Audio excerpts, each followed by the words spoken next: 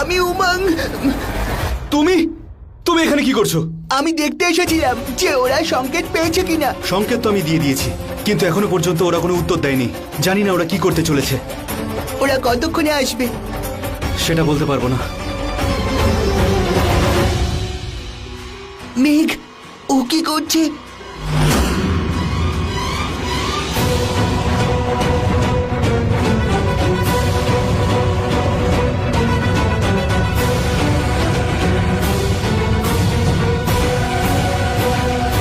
মেঘ, ও কি করছিল?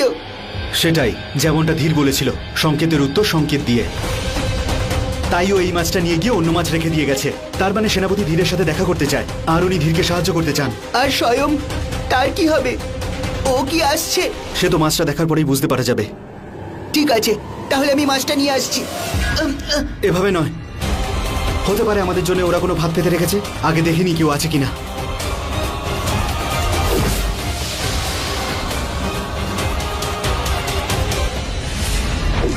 কেউ নেই, চলো চলো।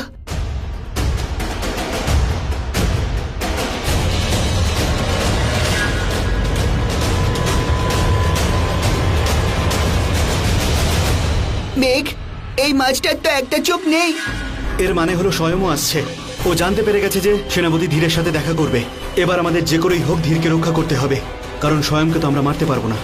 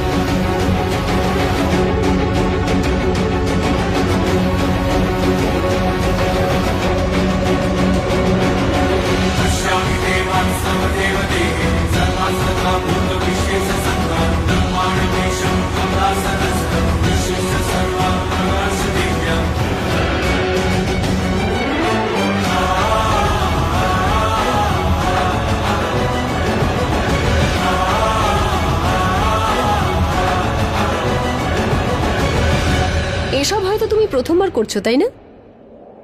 একটা মেয়েকে যোদ্ধার পোশাক পরাচ্ছ। তুমি তো সুযোগ পাচ্ছ একটা মেয়ের কাছে আসার। সুযোগের সদ্ব্যবহার করো না।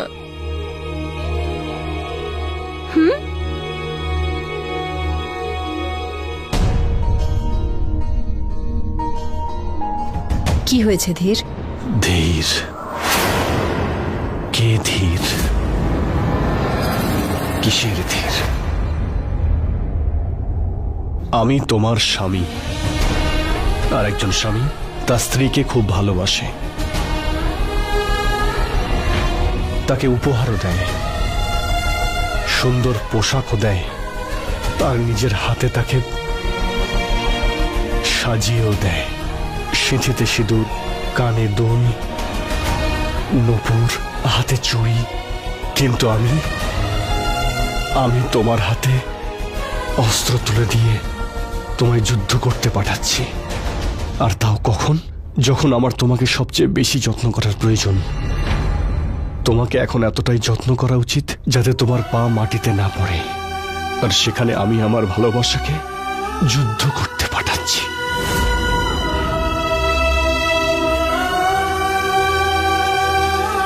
আমি ভালো স্বামী হতে পারলাম না চন্দ্রকান্তা।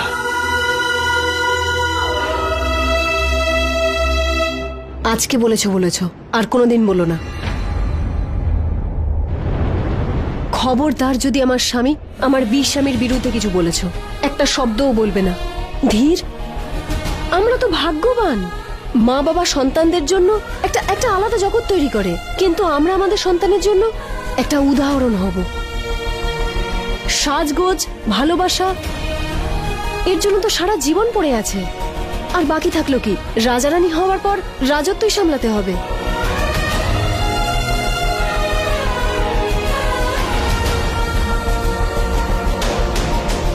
আর রাজারানী হওয়ার পর আমি হাতে চুড়ি পরবো না, কিন্তু আমার হাতে অস্ত্রই থাকবে। এর ব্যাপারটা একদমই আলাদা হয়, তাই না?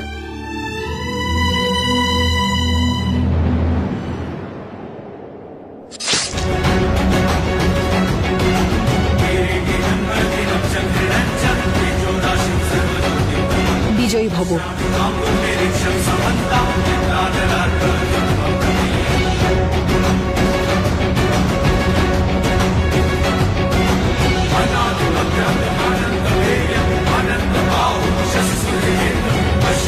বিজয়ী হও তুমি।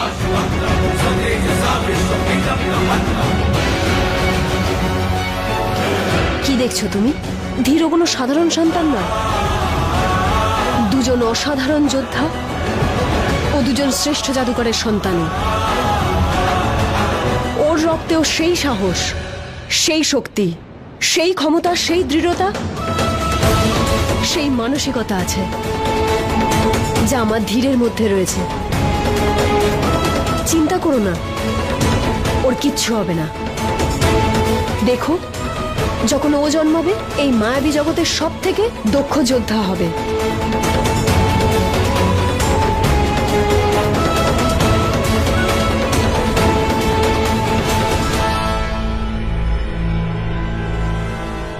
এসে গেছিস তোরা দুজন চন্দ্রকান্তার সঙ্গে যা, ঠিক আছে? না, ওরা তোমার সাথে যাবে। আমি এই পরিকল্পনা থেকে সরে যাচ্ছি। আচ্ছা ঠিক আছে, ওরা আমার সাথে যাবে। স্বামী যখন আদেশ করেছেন, চলো।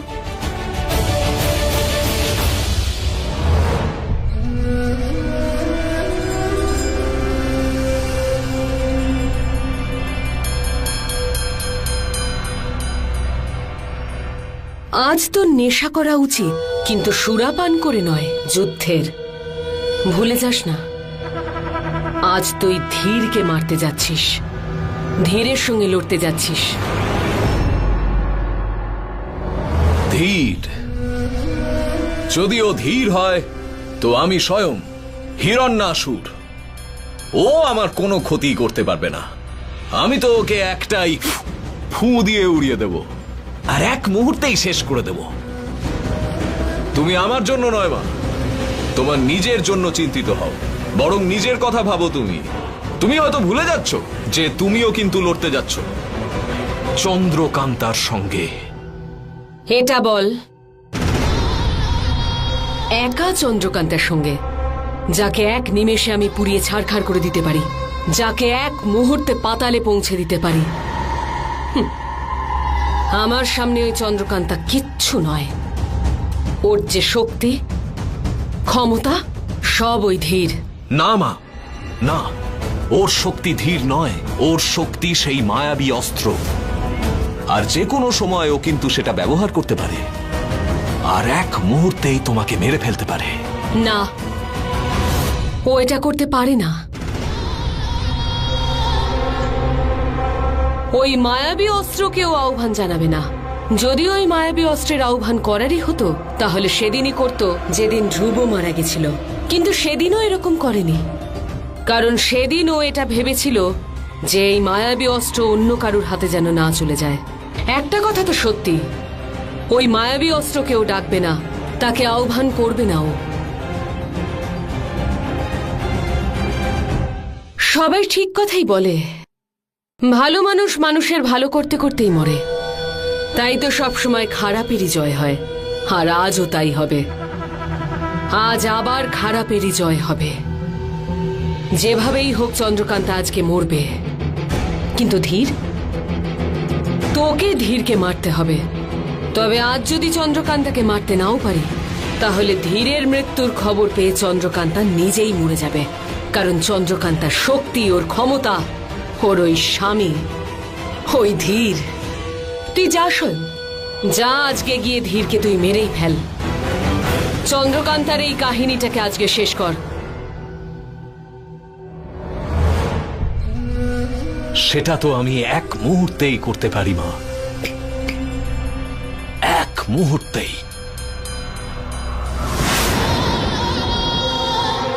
তাহলে যা স্বয়ং, শেষ করে দে আজকে ওই ধীরকে।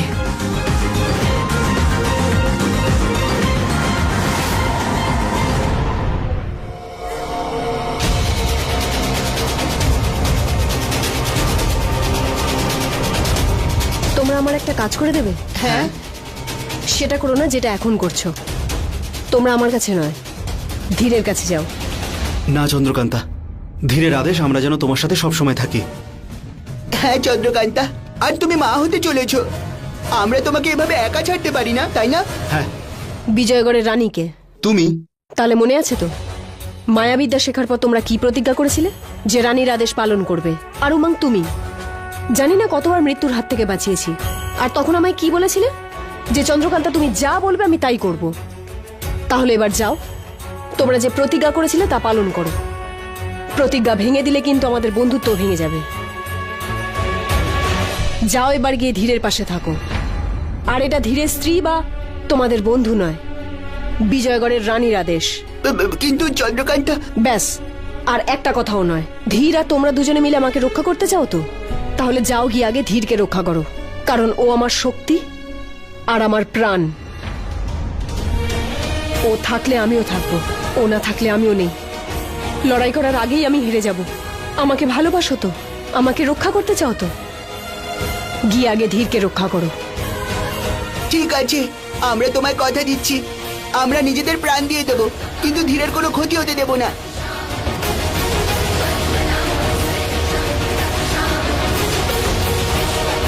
বন্দে বিষ্ণু।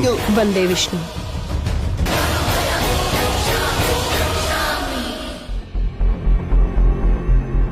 সেনাপতি এখনো এলো না কেন?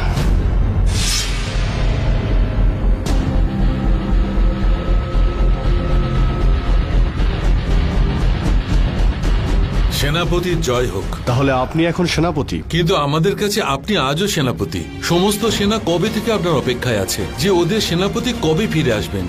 সেনারা ক্লান্ত হয়ে গেছে রাজকুমার স্বয়মের শাসনে। ওরা আজও আপনাকেই সেনাপতি মনে করে আর মন থেকে আপনাকে সাহায্য করতে চায়। ধন্যবাদ। এই স্বয়ং এখনো এলো না কেন? তাহলে আমাকে আদেশ দিন সেনাপতি, যে আপনাকে কিভাবে সাহায্য করতে পারি। এতক্ষণ তো স্বয়মের চলে আসার কথা। ও কি আমাদের পরিকল্পনা জানতে পেরে গেল? মা আর স্বয়ং মিলে চন্দ্রকান্তার সঙ্গে যুদ্ধ করছে না তো? চন্দ্রকান্তা, তুমি ঠিক আছো তো? সেনাপতি, হ্যাঁ, আমি এটা বলছিলাম যে আপনি সমস্ত প্রহরীদের ডেকে পাঠান। যত তাড়াতাড়ি করতে পারবেন তত ভালো, যতজনকে পারবেন তত ভালো।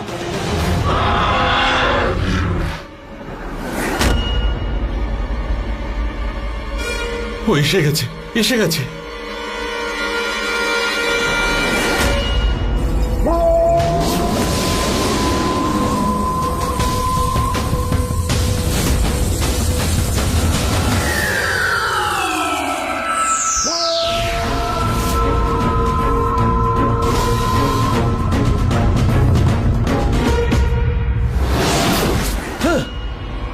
স্বয়ং, ওদিকে তুই কি দেখছিস? আমি তো এখানে। এইদিকে দেখ তুই।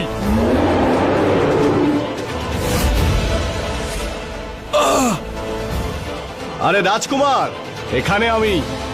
আয়, মার আমাকে, আয়।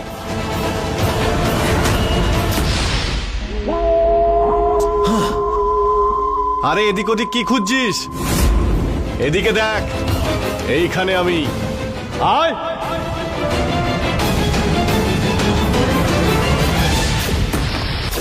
সেনাপতি, আমরা ওকে মারতে না পারলেও ধরতে পারবো, আর এই ভালো সুযোগ ওকে ধরার জন্য। ঠিক আছে?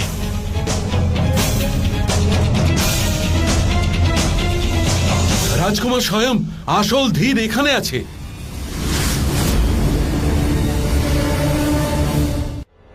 ক্ষমা করবেন, আমি রাজকুমারের বিরুদ্ধে যেতে পারবো না।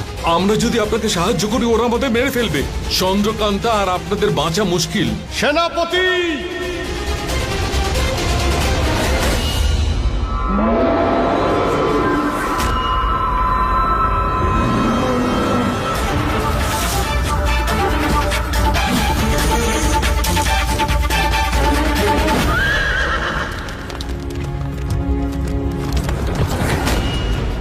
কি হলো?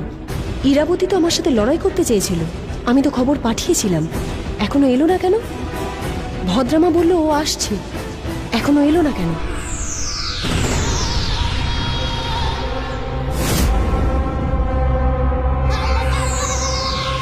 ইরাবতী, কোথায় তুই? আমি এখানে।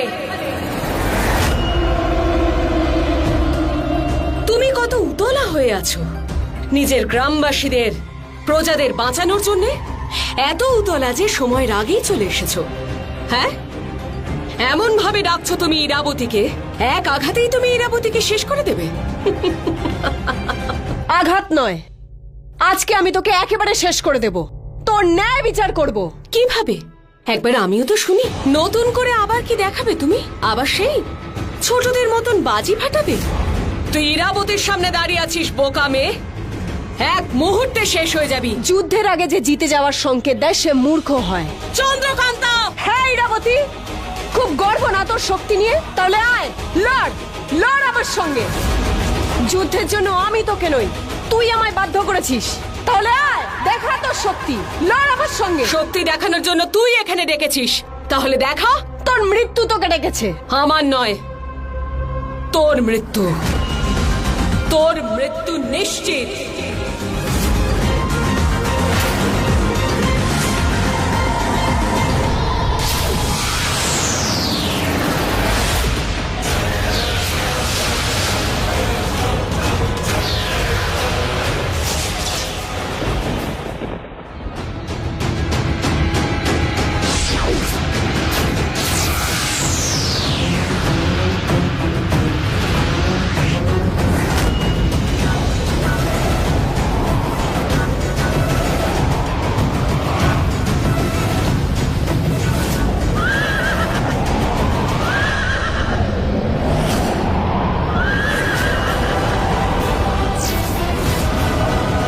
শান্ত হয়ে দাঁড়া এখানে।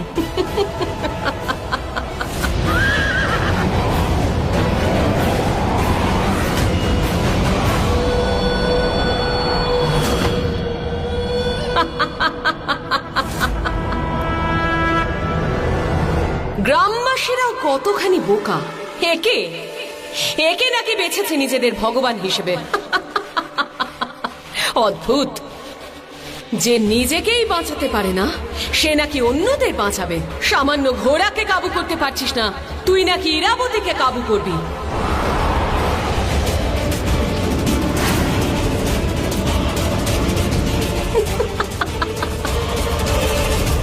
হে বিষ্ণুদেব, আপনি কি আজকেও চুপ করে থাকবেন?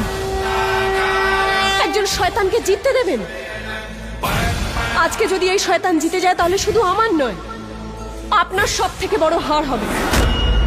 মিথ্যে আপনার ভক্তের। যদি সত্যকে জেতাতে চান তাহলে অন্যায়কে ধ্বংস করুন। আপনার সেই মহা অস্ত্র দিন, যা একবার ব্যবহার করলে বড় বড় শত্রুদের বিনাশ হয়ে যায়। হে সুদর্শন চক্রধারী, আমাকে আপনার সুদর্শন চক্র দিন। বন্দে বিষ্ণু, বন্দে বিষ্ণু, বন্দে বিষ্ণু।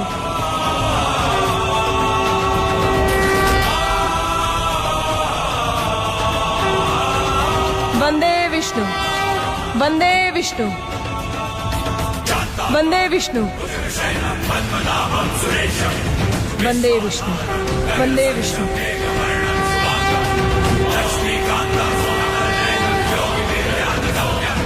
বন্দে বিষ্ণু।